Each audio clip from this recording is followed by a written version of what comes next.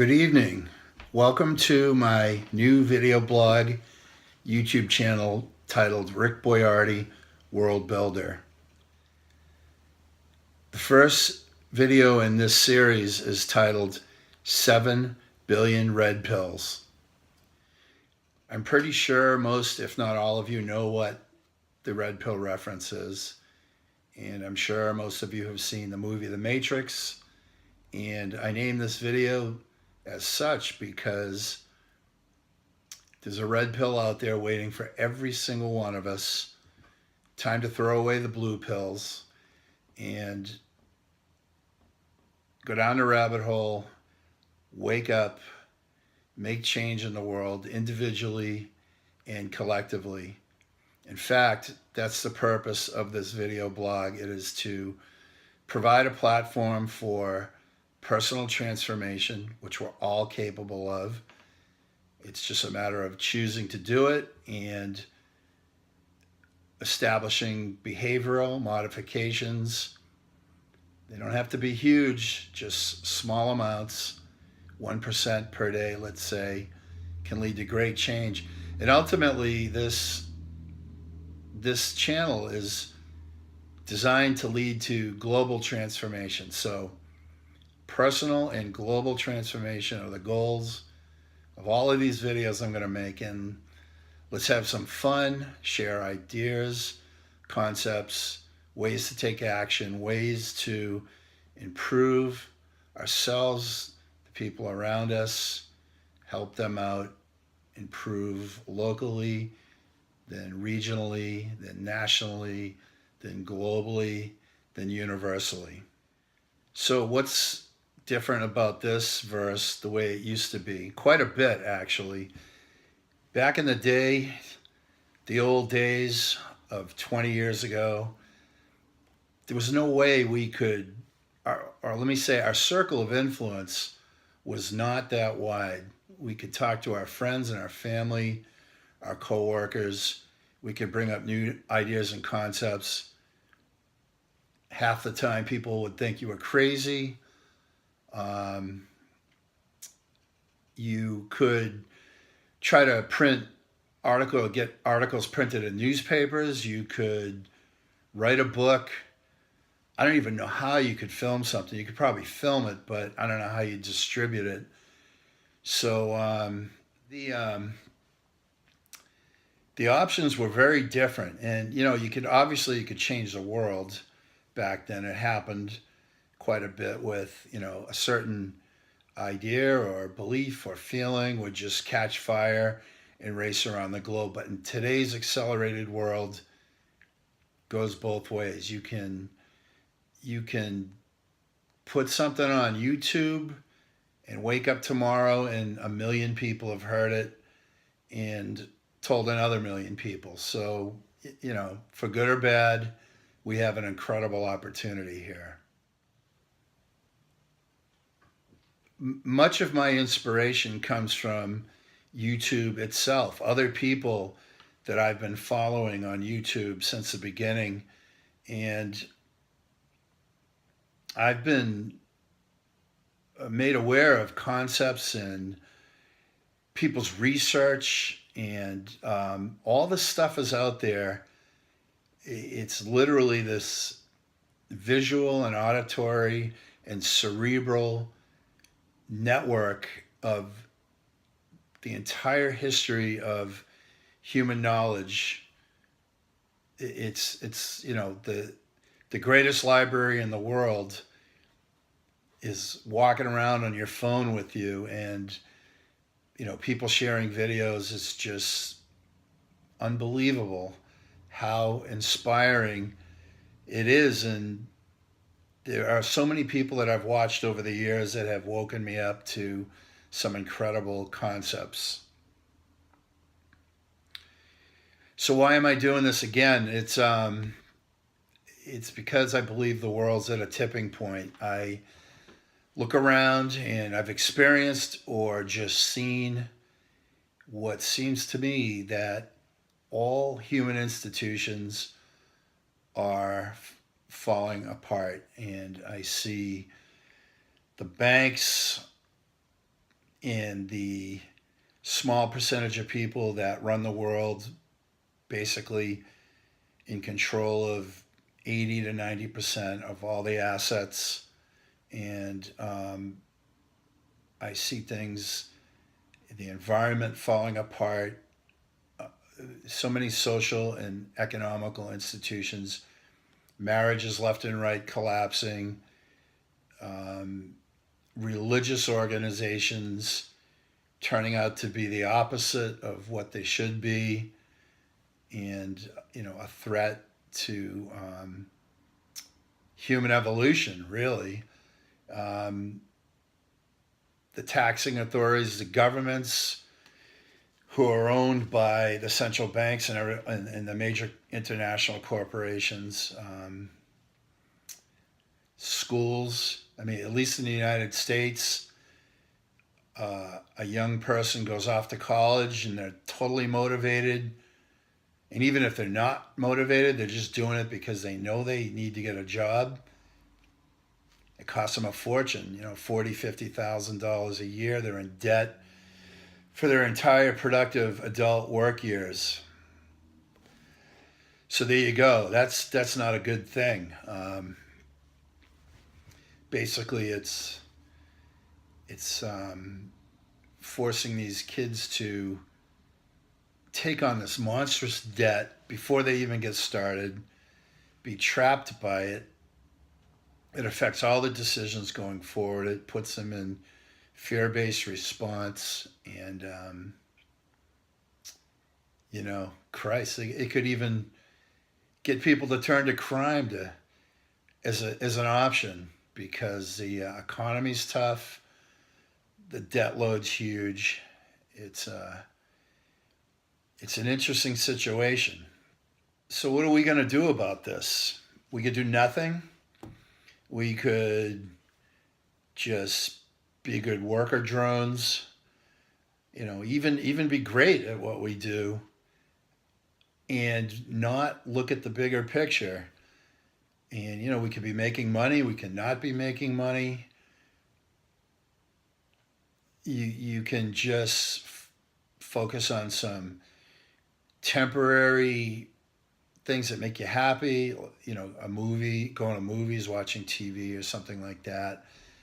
And the stuff that's going on around us that's just ripping things apart is not stopping. I used to say, whether or not you know it, the wolf's at the door, and he's banging on the door and wanting to come in. And if you decide to move to another address, the wolf's just going to follow you, basically. So, do we just let the shot callers, as they are now, have their way with us? Do we bitch? Do we moan? Do we be total pussies about it, or do we do something? And I'm not actually advocating anarchy or revolution. Well, you know what? It doesn't change anything. It doesn't build something new. And we could be on one boat fighting somebody on another boat trying to take their boat, and yet we're all in the same water that happens to be in the same toilet that's been flushed by people that control the world. So, I think it's time we build something new. It's time we go into design and development mode. And a lot of people get a little nervous when I start talking about changing things up, a new social system. I've been talking to my friends about it since the 1980s, and back then people thought you were absolutely fucking crazy if you talked about anything other than capitalism. And that's what we have now, and it may be the best system out of the ones that have been around. I don't know that for sure. I do know that I've been to other countries that don't have the standard of living that we have in the U.S. And when you get back here, you're like, oh my God, it's it's unbelievable here. The infrastructure is great. You know, I know there's Detroit and Newark and places like that, but for the most part, it's easy street in the U.S. And I only mean that by some of the things I've seen in other countries where it's like Mad Max, post-apocalyptic. You're walking around in fear, and the people are desperate. So, you know, is capitalism the answer? I think it actually was maybe in the industrial age when we harnessed power, steam, water, and electricity. We developed machines that could run on it. We had to, of course, have oil and petrochemicals and things like that to do it, combustion, but we managed to create something new and um, create, I guess, consumer goods and products. And you know, it's obvious life now is probably relatively better than it was back then because heck, you know, the life expectancy was 100 years ago. It was maybe 40 years. I mean, what did people do? They probably smelled. You know, personal hygiene was horrible. There were diseases. People's teeth were rotting out. You fought for everything, and I mean literally fought, not white collar fighting, but tooth and nail fighting. I mean, hell, there was slavery. Not that long ago. I know there's still slavery in the world. However, it just was, in my opinion, pretty rough going. And I think capitalism and the industrial age allowed the world, on average, to evolve. And I think that now we're at the end of this system. I think that we we're at the point where we've got to come up with something new. So say I still think you have to clean up this system. It's kind of like this, like terraforming. The concept of terraforming other planets to create breathable atmospheres, gravity. I don't know how you do it, but you know, theoretically it's possible. And then there's all these natural resources and land and water and air and minerals to build a livable world somewhere else. But you know, before we go off to say Mars, to do that, we should terraform our own planet and terraform ourselves inside, internally, spiritually, emotionally, and terraform our own planet. And that means the actual planet, what's going on with it, but also the economic systems we live in. And it'll be for another video, but I can think of a lot of ways that we could improve upon this system. However, I think that this system ultimately has to fail. And it's, even if you have the best people, the best hearts and souls running it, you have, Mother Teresa and Gandhi and some people like that, and the Dalai Lama. Let's say they're running everything. Well, guess what? It's still profit motive. It's still mismanagement of natural resources. It's not for long term. Ultimately, you've still got to show quarterly profits to your investors. If you're on the board, that's what you're legally driven and mandated to do. You have to make that work. So there's going to be all kinds of incentives to keep selling more product, more service, to continue with built-in obsolescence, with short-term thinking. It's going to kill us all. And, and again, there's a lot of other videos I'm going to do, but the thought is that we can clean this up and start to turn to something else and have a much orderly, globally accepted, well, first nationally accepted, but then globally accepted transition to something else. And one of the things for the people that follow me on Facebook, I talk about a resource based economy. And I truly believe that's the way to go. And there are so many questions people pose on Facebook, some kindly, some curious, some hate filled, as to why they don't think it'll work. And I've spent enough time in the research and being part of it all to know that the answers are truly there, and there are steps that can be taken on citywide development, and then you start to connect these cities to each other, ultimately changing the national landscape, and then other countries will get on board. And I'll go into those other thoughts in other videos, but the point I'm making here is I'm actually an optimist. I'm actually scared to death. It's actually a lot of both, because like I said earlier in the video, we're at the tipping point and we can go either way, but we've got the wherewithal. Again, going back to those 7 billion red pills, which, if I have to, I'll drive around and drop one off to each and every one of you, and we'll swallow them down and start to change the world. Okay. So many people think that evolution is not possible. They say this is the absolute best we can do, and they say, hey, look, communism doesn't work. Look at the Soviet Union and Cuba. Okay, well, as I understand it, both of those countries were dictatorships, or communist China was a dictatorship. So is that all that different than what the world's experienced right now with, there's different facts and figures out there, but essentially a small little percentage of families control 90-ish% of the world's assets. Are we free as compared to some of these dictatorships?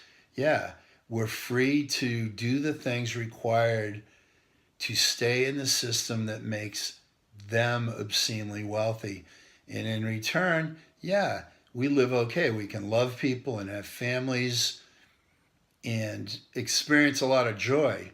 However, we're still in that boat, and it's still circling the toilet on its way down.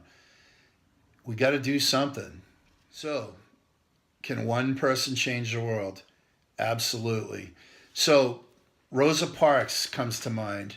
Now, here's a woman who did something, and it wasn't, at least as I see it, I don't think she had this big idea in her head that she was going to change the world by refusing to give up her bus seat, as the story goes.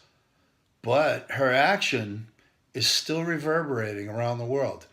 So my point is, you never know what action you take might change the world.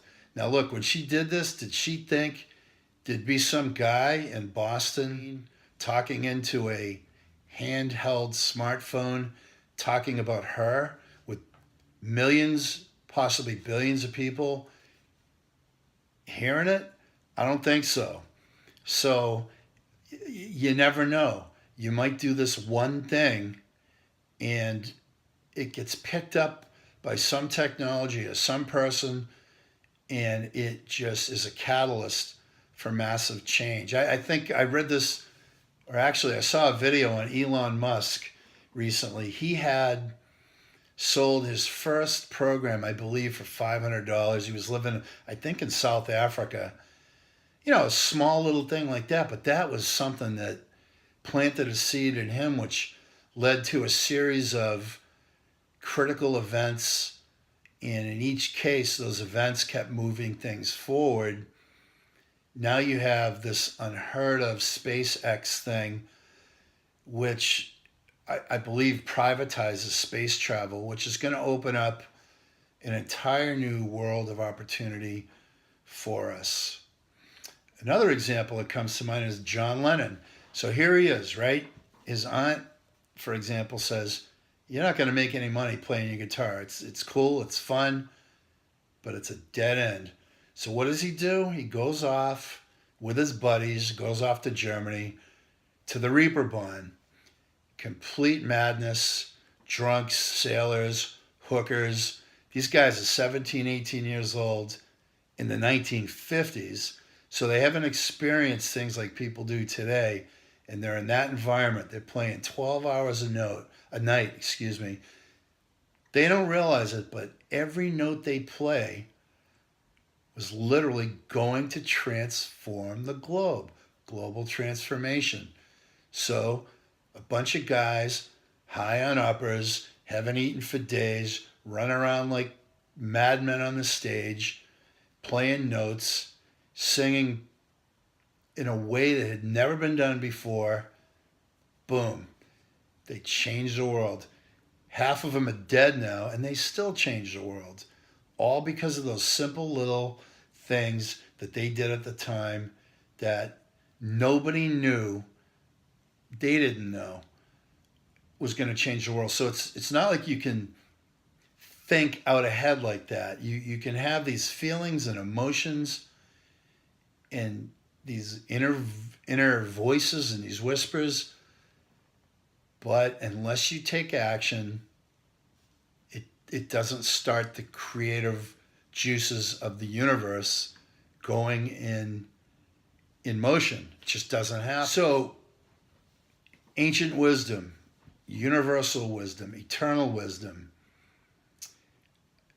I think about it. We're on the earth. We're sitting on this little rock, and it's spinning around counterclockwise at 1,000 miles an hour, and it's going. I don't know what the speed is around the sun. Obviously, it takes a year to do it. I think it's like 50,000 miles an hour or something like that. And we're in a Milky Way galaxy. It's expanding at 1,000,000 miles a second. If you look up above us, below us, side to side, infinite distance either way, infinite time before and after us. All this universal wisdom, it doesn't disappear. It's all out there, just waiting for people to tap into it. So what I'm seeing, and I've been studying this stuff. It's been with me since I was a little kid, as long as I can remember. And I keep meeting people like that. It's kind of like the Matrix, where Morpheus said, "You've known something all along. It's in your mind like a splinter driving you mad." It's kind of been that way for me. But the great thing about the internet is there's so many people out there that are waking up to that it's been with them, and now they have a way to say something and do something. The ancient wisdoms, or ancient wisdom, is manifested in these huge, amazing structures around the globe. There's proof everywhere that, first of all, history as we know it, as we've been taught, is bullshit, whether by design, which it probably is, but also just people trying to go along and get along. Stories get promoted. The narrative was what it is. But people are waking up. The ancient wisdom is getting shared around the globe. Last October, I went to Egypt, went to the Great Pyramid, structures like that, beyond comprehension, that the society as it is right now couldn't do it. And, and these people, and, I believe people were involved, and maybe other races. In fact, for me, it's not maybe. I believe that humans and other races have created things on Earth, and I also believe that natural disasters, and maybe some even through other factors, have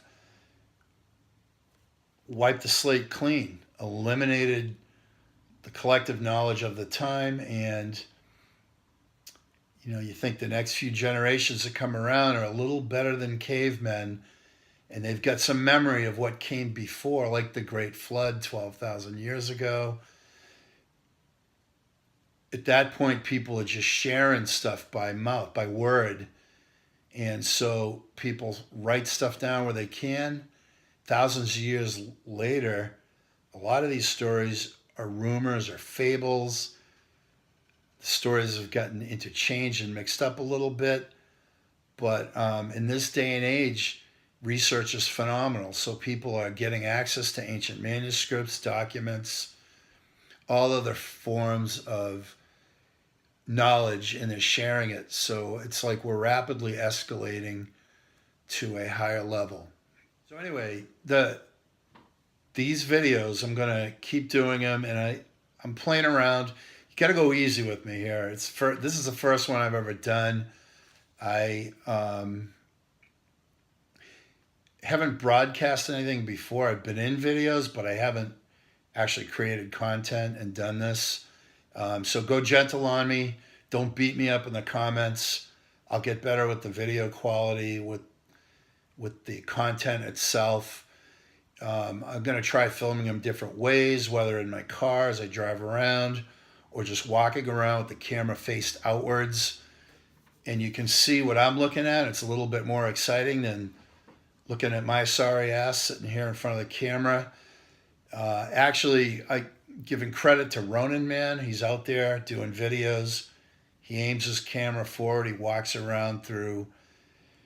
Lately, he's been walking around in Bangkok where he lives, and it's just exciting to see everything. See the street people walking around, and animals, and forests, and trails, and cities, and cats, and all kinds of stuff. It's exciting. So I'm going to play around with that.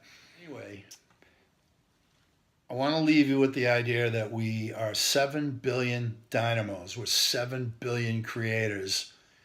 And, you know, if you go by that 100th monkey story, it doesn't take 7 billion people to change things. It takes a good number to get over that tipping point, or to get the right momentum, and then everybody else starts adding to it. The thing starts rolling. Anyway, thanks for listening to my first video. Please feel free to share it, to comment, to like it, and subscribe. Make me happy, and I'll make you happy back. So thank you very much. I'll talk to you all later. Peace.